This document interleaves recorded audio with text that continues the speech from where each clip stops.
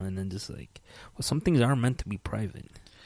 Yeah, I mean, I believe in the ability and the privilege to be able to protest. I think people should be able to go out there and acknowledge that they disagree with something.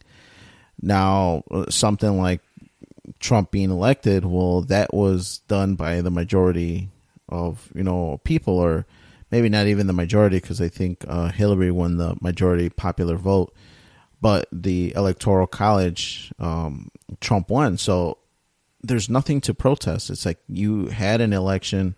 In 4 years, you can elect somebody else. They're having tantrums. That's how I look at it. They're like, my guy didn't win. What the fuck? And then they're just doing their usual spiel like, I want this person. Fuck this guy. Well, what happened to your being lenient and giving people second chances and chances? Yeah. The fucking guy, he's a bully. He takes women, gropes women and like all this shit. And I'm just like, okay, like, well, give him a second chance up in your open-mindedness, Yeah, but like stuff like this stuff happening in Syria now, if protests came out and said, I'm pro leaving them alone, or I'm pro having the U.S. intervene into what's going on over there, to me, but I'm saying, I'm not saying the argument, I'm saying the protest of that is to me legitimate, because you're trying to voice your opinion, you're trying to bring it to the forefront, you're trying to invoke a change and have people think like-minded like you.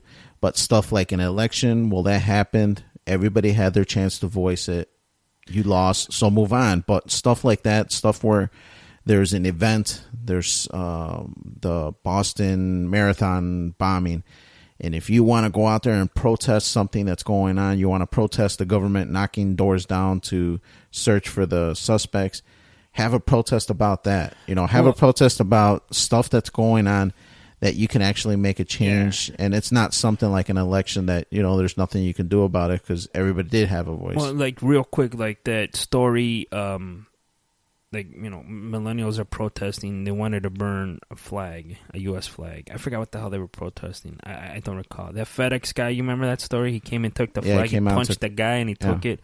And then they're just all looking at each other like, well, what the fuck are we going to do? Like, this your typical, like, millennial. And then people had to come out and say, oh, FedEx, please don't fire the driver.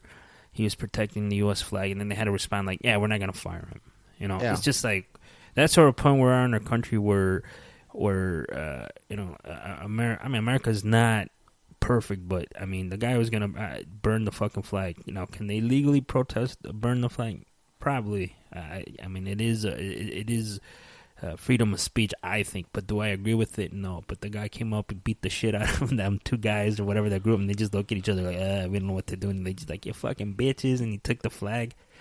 And then you're like, get the fuck out if you don't like this country. And like, there you go, man. Now, could that guy probably be arrested? Probably, but which is kind of weird because he was protecting the flag. So, it's just, I don't know. It's just, I think they're wasting their time on protesting shit that they can't change.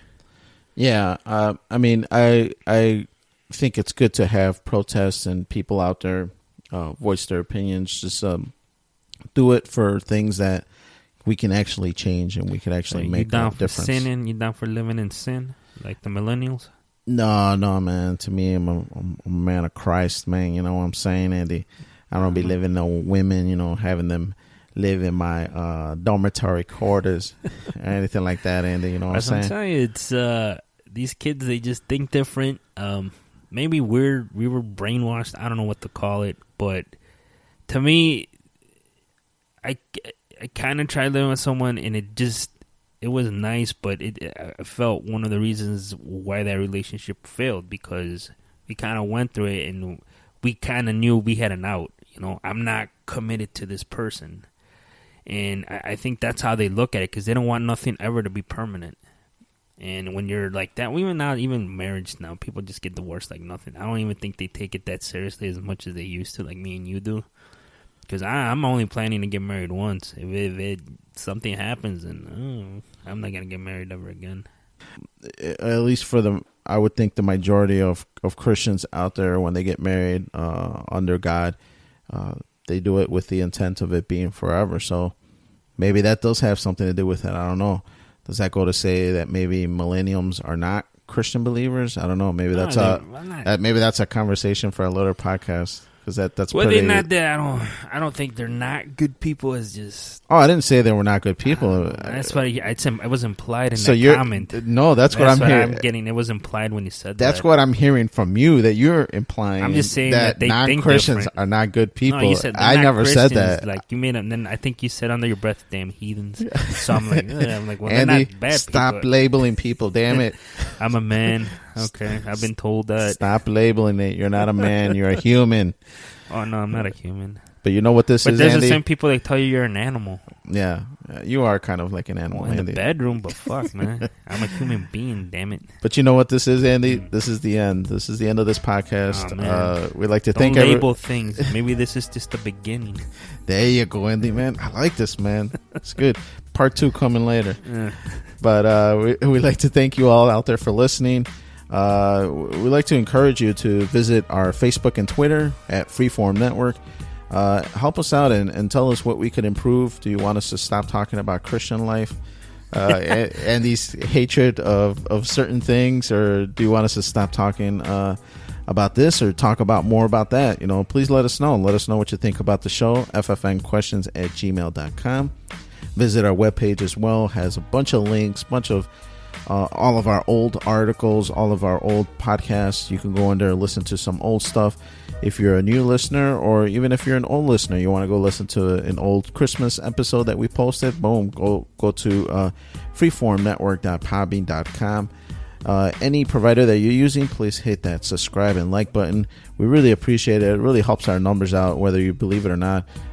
Every like and every subscribe that we get, it just helps boost us more and more and more to the top. But for Freeform Radio, my name is Daniel. Not living in sin, Andy. We'd like to thank you all for listening. We greatly appreciate you tuning in every week, and we will see you all next week.